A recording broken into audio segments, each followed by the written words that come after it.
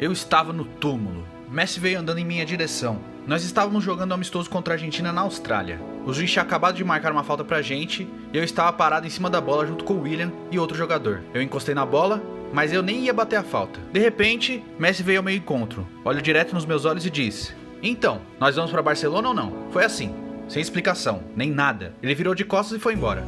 Eu nem tive tempo de pensar, eu apenas disse: "Se você quiser me levar, eu vou." É preciso de muita coisa pra tirar meu foco do jogo de futebol. Mas entre o momento em que o Messi disse essas palavras e o William cobrou a falta, tudo que eu pude pensar foi: isso é pra valer? Por que ele disse isso? Meu Deus, o que é que tá acontecendo? Naquela época, eu estava jogando na Liga Chinesa pelo Guangzhou, e ninguém iria acreditar que o Barcelona tinha interesse em mim. Achei que o Messi estava de brincadeira, como se ele quisesse mexer com a minha cabeça ou algo do tipo. Mas nós estávamos jogando amistoso, então talvez não. Depois do jogo, dei minha camisa ao segurança e pedi para que ele entregasse ao Messi. Ele voltou do vestiário da Argentina com uma camisa do Messi para mim. Então, eu pensei: espera, isso é mesmo pra valer? Mas depois dos jogos que fizemos na Austrália, eu voltei pra China e não vi nada a respeito sobre uma transferência. Um mês inteiro passou e eu acabei esquecendo de tudo aquilo. Eu estava simplesmente aproveitando meu momento na Superliga. Então, em julho, nós estávamos ouvindo todos esses rumores de que o Barcelona tinha interesse em mim. Eu liguei pro meu empresário e disse: "Boss, pelo amor de Deus, eu tô ficando louco. Só me diz se isso é pra valer ou não." Ele disse: "Bem, é complicado. Talvez sim, talvez não." Eu tava trocando mensagens com o Neymar, perguntando pra ele: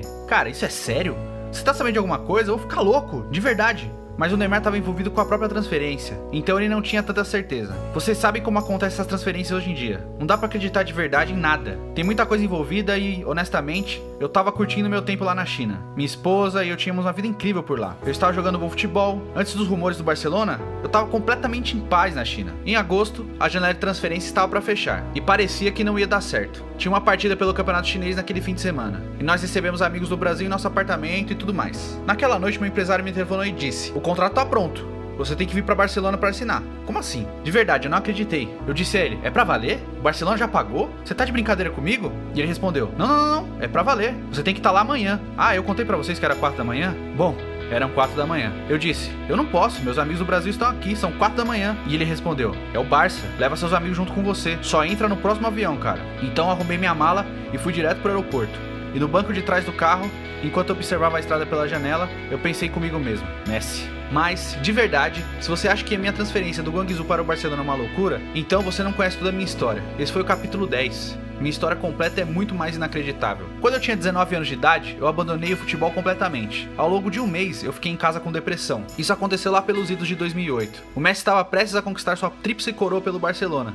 E eu, no sofá, pensando no que ia fazer pelo resto da minha vida. Eu tinha acabado de chegar ao Brasil, depois de ter jogado na Lituânia e na Polônia, o que foi uma experiência traumática. No começo, quando eu cheguei à Lituânia, foi muito legal. Eu jogava no Vilnius, que era uma velha cidade medieval do tipo que a gente vê nos filmes. Era muito diferente do Brasil e eu não falava a língua, mas era um lugar muito calmo. Até que um dia, quando eu estava andando pela cidade com um dos meus colegas, o Rodney, um grupo de caras muito agressivos veio ao nosso encontro e... Bom, ainda fico com raiva quando eu tenho que falar sobre esse dia, mas eles começaram a imitar macacos e nos ofender. Quer dizer, nós não estávamos incomodando ninguém, nós estávamos apenas indo até a padaria. Foi a primeira vez na minha vida que eu passei por uma experiência com racismo naquele dia. Infelizmente, não foi a única. Nas ruas, as pessoas esbarravam na gente para tentar provocar. Eles nos insultavam. Nos jogos, os torcedores dos times adversários faziam barulhos de macaco e jogavam moeda contra a gente. Era um sentimento doentio.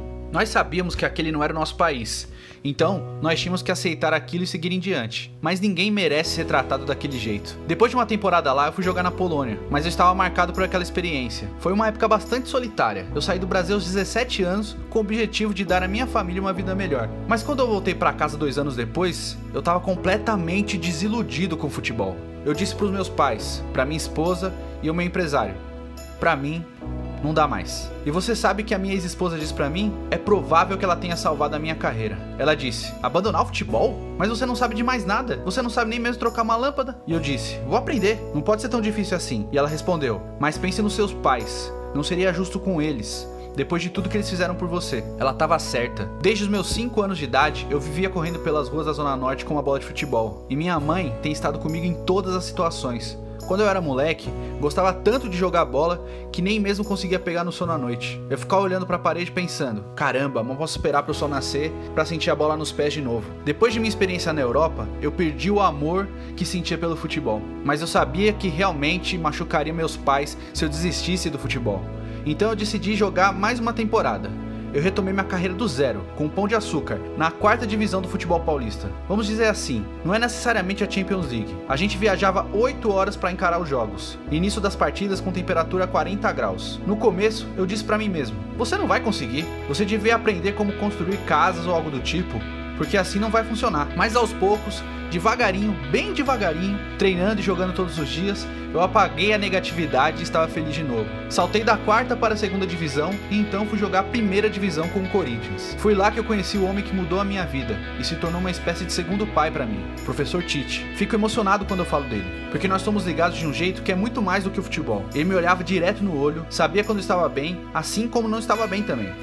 A gente não precisava dizer nenhuma palavra. Tem até uma história engraçada que nem todo mundo sabe e explica a nossa relação. Claro, nós tivemos um ano incrível em 2011, quando nós sagramos campeões brasileiros. Então, havia várias propostas chegando para os nossos jogadores, e a Inter de Milão queria me contratar. No entanto, foi uma situação muito maluca quando meu empresário me telefonou e disse que a Inter precisava de uma resposta em 15 minutos. Isso era pouco antes do treino começar. Daí eu corri até a sala do Tite e contei para ele o que estava acontecendo. E disse, professor, eu não sei, é a Inter, é um dos maiores clubes do mundo. E o Tite disse, olha, a decisão é tua. É claro que eu gostaria que você ficasse, mas é a sua vida. Vai lá no vestiário e pensa nisso. E quando você decidir, vai pro campo. Se você for ficar, faz um joinha. Se você for sair, faça outro gesto, o polegar para baixo. E assim eu vou saber. Eu liguei pro meu empresário e contei da minha decisão. E ele disse, você tem certeza? E eu falei, certeza. Entrei no campo e quando o Tite me viu, esperei 2 segundos só pra criar um suspense e daí eu fiz o joinha pra dizer que eu ia ficar. Ele suspirou e disse, meu Deus, pensei que você fosse sair. Trabalhei por 4 anos com o Tite no Corinthians. E foi uma época de ouro pra minha vida e pra minha carreira. Quando eu eventualmente fui jogar pelo Tottenham na Premier League,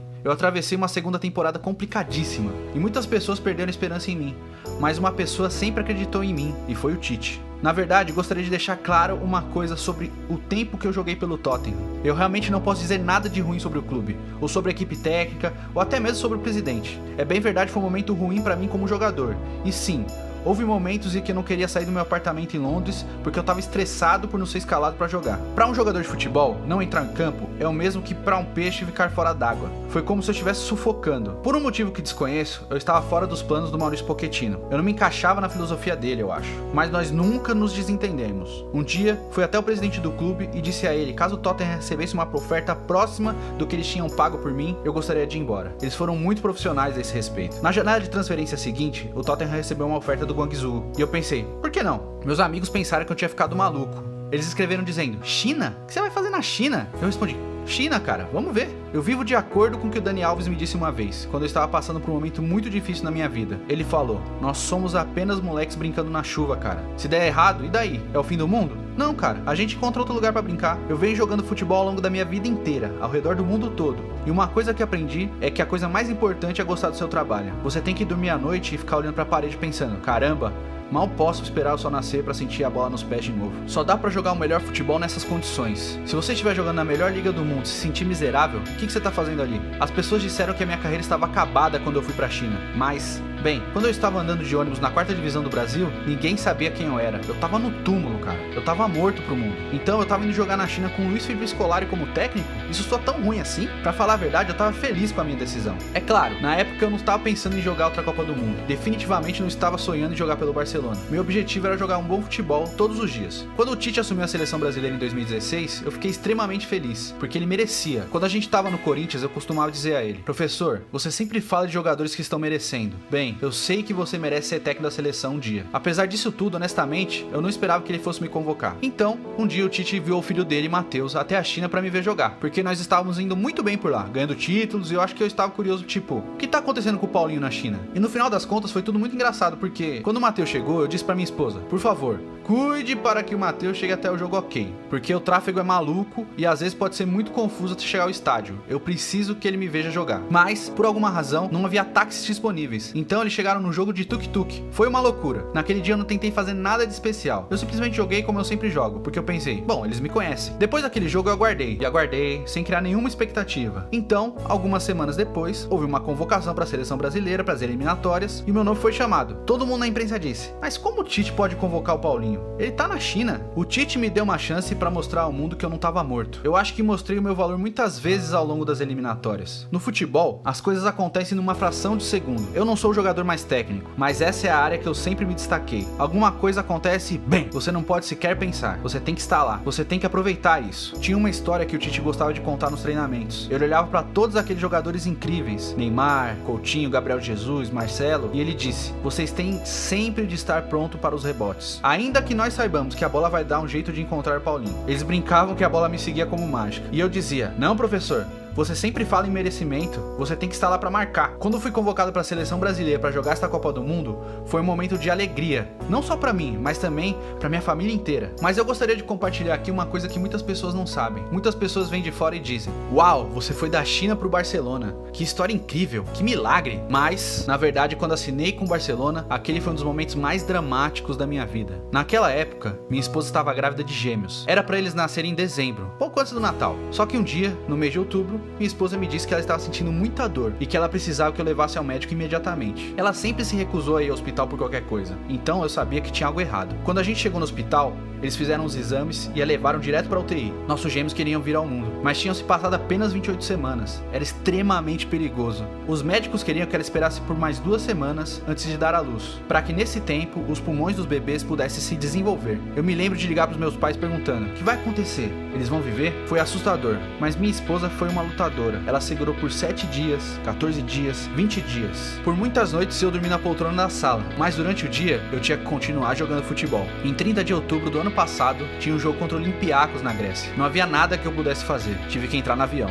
Naquela noite eu recebi um telefonema da minha esposa, dizendo que a nossa filha Sofia e que nosso filho Zé Pedro nasceram. Ela segurou por 21 dias. Eu chorei muito. Eu queria ter estado lá para vê-los chegar ao mundo, mas eles tinham chegado. É isso que importa. Os dois precisaram ficar numa incubadora no hospital por mais 2 meses. Eles ainda não eram fortes o bastante para vir para casa. Naquele momento, o futebol não parecia nada tão importante. As pessoas estavam falando quão bem eu vinha jogando pelo Barcelona, mas, no meu íntimo, foi um período muito difícil para mim. Houve dias em que me levantava para treinar e ficava pensando nos meus filhos conectados a tubos no hospital. Tenho que dar o crédito para minha esposa. Ela foi uma heroína. Quanto a mim, eu apenas jogava futebol. Ela teve de lutar pela vida dos nossos filhos. É inimaginável a força que uma mãe pode encontrar quando seus filhos estão em perigo. No dia 23 de dezembro do ano passado, Sofia e Zé Pedro vieram para casa. Esse foi o maior presente de Natal que eu já recebi. As pessoas ouvem a minha história e dizem: cara, você foi da China pro Barcelona, você está indo para a Copa do Mundo.